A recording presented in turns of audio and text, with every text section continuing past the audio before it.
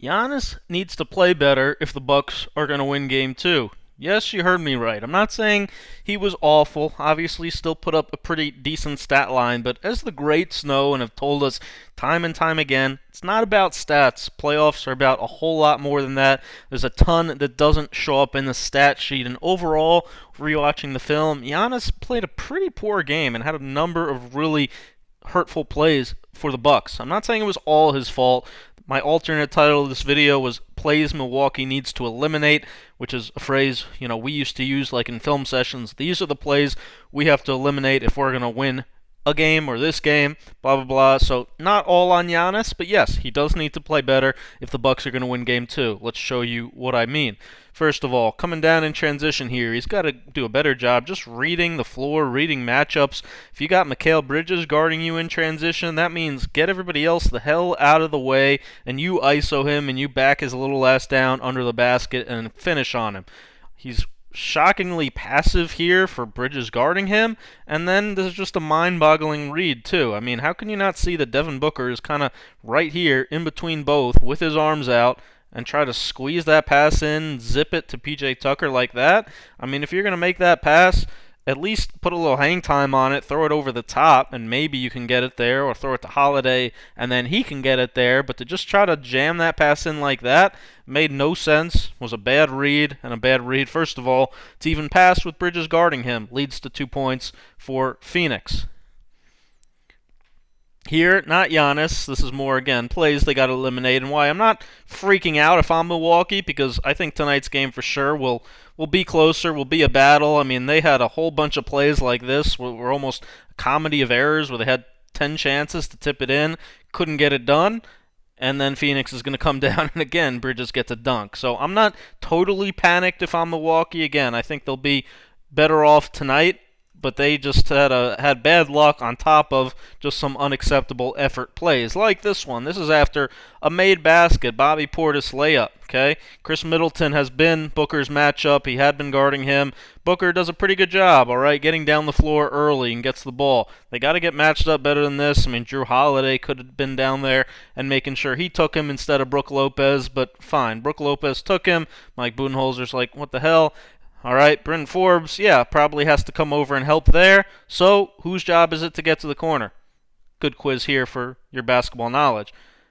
Well, it's probably Bobby Portis. I mean, Chris Middleton does have to take away the basket first, Dario Saric. If Bryn Forbes comes over to trap the ball like that, now Bobby Portis is this top guy who really should be playing the difference between here and here instead of up here. Once the ball, again, is driven baseline and clearly is going this way, he thinks he's playing like in between these two. Really, he needs to be down here so that as soon as this pass is made to Cam Johnson, Portis can rotate to it. He didn't see it nearly quickly enough. He played a pretty poor floor game as well. Not nearly as impactful as he needs to be.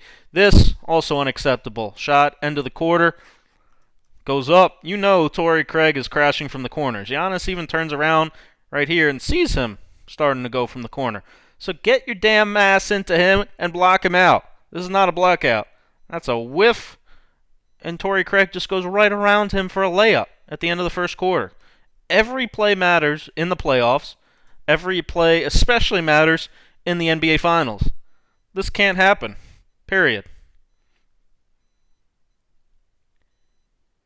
All the talk about switching, blah, blah, blah. I'll have more to say about that later, but okay, Brook Lopez switched this one here. So I understand why Giannis has a foot in the pain and thinks he might have to come help on Devin Booker. Okay, that part's fine. Where he is now isn't the worst thing in the world. Okay, but once this pass is made, that can't happen. Let me show you what exactly I mean again. Okay, again, if Book makes this pass to Bridges right here and he shoots over Giannis, that you tip your cap, you live with it. Okay, but he didn't pass to Bridges. He passed it out to Chris Paul. As soon as this pass is made, Giannis needs to be sprinting back to his man. Look at him just stop.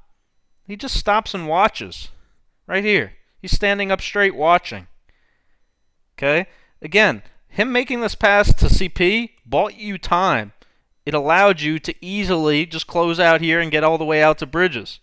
Giannis' effort here is lackadaisical and way too slow to lead to a relatively uncontested shot. Giannis's length, all the defensive player of the year talk, all the defensive teams he's been on, if he's a great-ass defender, pass is made, you're sprinting right here. You're meeting Bridges on the catch. You're into his body. You're not 5 feet off him for him to launch a three. That's not good enough. It's not going to get it done in the NBA Finals. Jrue Holiday needs to play better as well. He's got the yips at times in the playoffs. This is an open transition three. Shoot the ball, okay? But then, all right, so he doesn't, ends up turning it over. Okay, where are we right now? Yeah, Phoenix probably has for sure a 2-on-1, okay? But these four guys, I mean, they're relatively even. Giannis, Ayton, Crowder, Middleton. I want you to watch what happens next. Crowder, Ayton, Bridges. We got 4 Phoenix in here. And Jrue Holiday is the only one back from Milwaukee. That's unacceptable. I mean, he turned the ball over. He at least sprints to catch up to Booker to make sure he can't get a layup. So you know what? If Giannis is on his horse right here, at least you have a chance. Guard 2-on-3. You make them make multiple passes, find a tougher shot. If Giannis just totally is going to stop, and Lopez stops, and everybody stops and just watches, yeah, you got no chance. Can't quit on plays. This one, again, just mind-boggling here. All right, Chris Paul is guarded. Middleton's on him. Okay? Chris Paul's also picked up his dribble. As soon as his dribble's picked up, you don't have any help responsibilities. Chris Paul can't go anywhere. He can't dribble. So why, once Chris Paul has picked up his dribble, does Giannis just stand here? If anything, he inches in towards the paint. Once this dribble's picked up, get out. That three just had no reason to happen. He's not helping anywhere. He's not doing anything. Once this dribble's dead, stay home. Take them off the three-point line. Stay into the body. That's way too far off, again, on Mikal Bridges. Made 3, Lopez. Transition. Okay, Jrue Holiday does a better job this time that he's sprinting to Devin Booker. He's going to make it in time to guard Devin Booker, as he does. So why is Giannis, again, jamming the passing lane over here when Jrue Holiday's back there, putting him in bad position in transition? And now watch what's going to happen. Yeah, not good enough. Okay, let me break it down for you. Again, even more detail. So, Giannis, had been guarding Bridges, okay?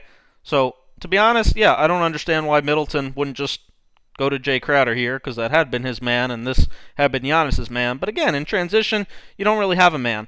You got to communicate. So, the two of them, I mean, what are you doing? They got their heads turned, they're pointing the wrong way. Talk to each other. Giannis, tell him, Crowder's behind you. He should be shoving him right here to go guard him. Nobody guards him. Now Middleton's like, what the hell? And now he also gets beat on the Bridges cut. He didn't play nearly well enough either. And now Lopez had to go help. So now Ayton's got an uncontested dunk. This is Jeff Van Gundy right after this point of the broadcast said Milwaukee's been a step slow on everything. And he was right. This effort was not playoff or NBA Finals intensity.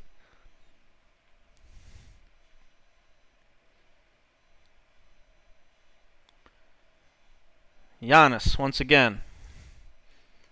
He played Torrey Craig with more respect than he did Mikal Bridges. I know Craig can make a three, but like the broadcast was saying too, you got to make him beat you.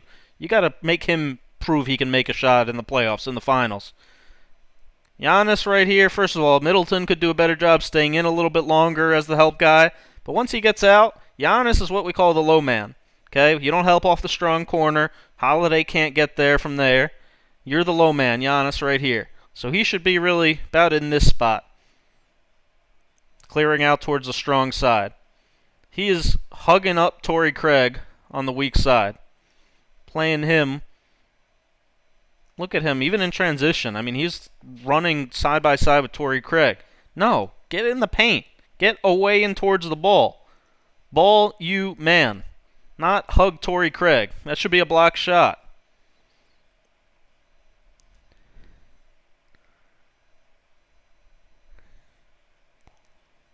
Once again, more respect for Torrey Craig than Mikal Bridges. Yeah, this is the strong side, so you don't give as much help in the NBA, but Torrey Craig moves up, so he's not in the corner anymore. So now you're in a position where you can help a little bit. And as you see Middleton get beat, really you're in perfect position right here to step right in this driving lane and get a hand on the ball, deflect it, maybe even take a charge. Again, Giannis is inching out too far. Middleton, sure, can't get beat like this. Needs to do a better job staying down. But again, make freaking Torrey Craig prove he can make a 3 in this series. You can't give up layups to Cam Payne. Again, the switching, plenty of issues with it. One thing it does make you do sometimes, it makes you soft. This right here, this was soft by Middleton. Okay, if you're going to switch, you need a contact switch. So that means he's got to be attached to Crowder, so as soon as Cam Payne comes off, he's into the ball, in a stance, ready to guard him. This is like a Brook Lopez switch. You can't switch and give him 5 feet of cushion. No, Cam Payne's too good of a shooter for that. I mean, that was a switch that was like just daring him to shoot. It's not good enough. Last play. Drew Holiday, probably going to have more of an opportunity to guard Chris Paul tonight because P.J. Tucker didn't do a very good job of it. But if you're going to get beat straight line drives like this, it's not going to go much better for Milwaukee. Connaughton tries to rotate here, but even he is a little hesitant. No, you can't be hesitant about rotating to Devin Booker. Just go do it. Don't be like, oh, I'm not sure if I can. No, go get him. Not good enough by anybody on Milwaukee. Middleton, Connaughton, but especially the Greek Freak needs to be better if the Bucks are going to win Game 2. Thanks for watching. Thumb up, subscribe. Scout with Bryan.